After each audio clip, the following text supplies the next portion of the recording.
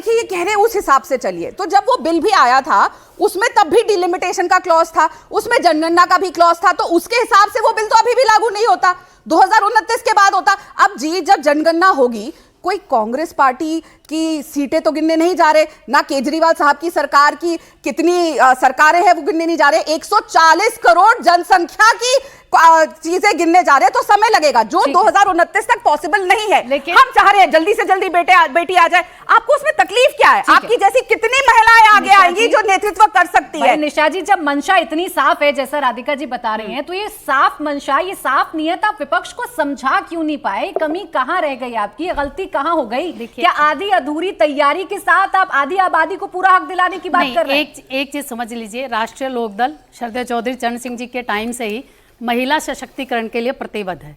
जहां तक बात है इस कानून के बनने की, कानून बन गया, क्या बनने से कानून लागू हो जाता है? लागू करने के लिए 2023 में ही वो लिखा गया था कि इसमें पहले डिलिमिटेशन भी होगा, गणना भी होगी। अगर गणना होगी, उस गणना का आप मुझे बताइए, ये कहते हैं 2026 में, 2028 में, 2027 में, 29 में चुनाव है। आपको लगता है कि 4 दिन का काम है? लाखों कर्मचारी चाहिए 140 करोड़ की जनसंख्या की गणना करने के लिए, कितना समय चाहिए उसके लिए?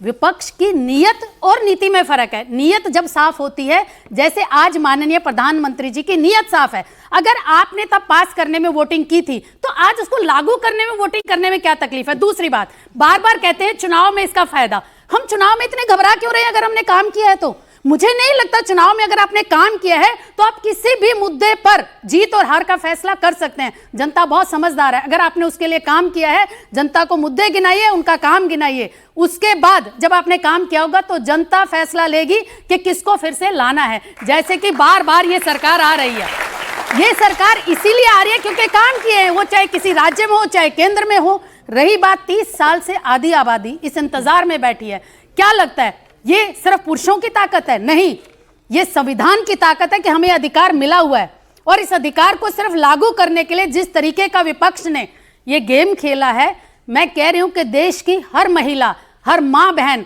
हर नारी शक्ति सब देख रहे हैं कि किस तरीके का खिलवाड़ उनके साथ हो रहा है।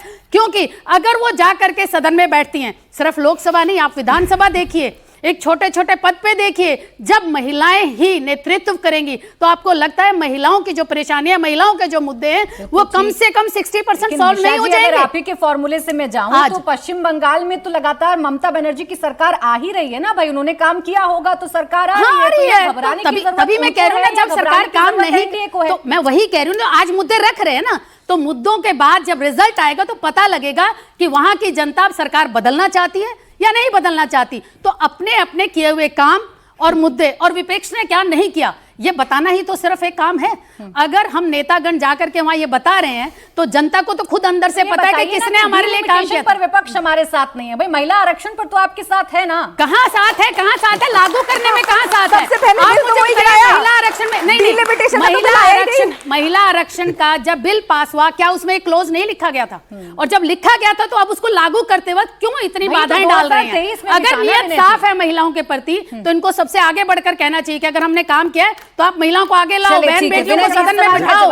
भाई ये तो 2023 में भी लिखा गया था ना, इसे आप बड़े आराम से छिपा ले जा रहे हैं। उस वक्त भी सरकार ने कहा था कि डिलिमिटेशन के बाद ही इस कानून को हम लागू करेंगे। आज सरकार कह रही है भाई तुरंत प्रभाव से हम लागू करना चाहते हैं, तो दिक्कत क्यों है? तो हम कहां मना कर रहे हैं? 543 की जो सीटें हैं उसी के हिसाब से उसको लागू कर दे, कानून तो बन ही चुका है। ये बात कर, एक मिनट बहन रुक, एक मिनट। उसके बाद हमारी अभी भाजपा के प्रवक्ता ने कहा कि क्या कहते हैं कि बाल विकास महिला में जो है पुरुष बना दिए जाते हैं।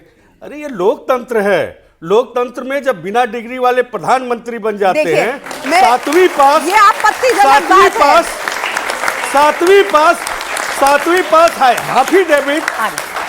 पास हाफ ही डेबिट मुख्यमंत्री बन सकते हैं। तो इस लोकतंत्र में कुछ भी हो सकता है, ऐसा नहीं, इसमें कोई रोक नहीं है। रही बात, अभी आप महिलाओं की बात कर रहे थे, हमारे उत्तर प्रदेश में हमारे बहनों को किस तरह से भारतीय जनता पार्टी ने ठगा है। चुनाव के पहले क्या कहा, हम चुनाव जीतने के बाद अपने बेटियों को स्कूटी देंगे। किसको दिया, किसको दिया?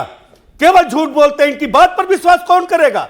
माननीय प्रधानमंत्री जी सदन में खड़ा होकर कहते हैं हम वादा करते हैं, हम कसम खाते हैं, जो कहिए। अरे आपके वादे पे कौन बात करेगा?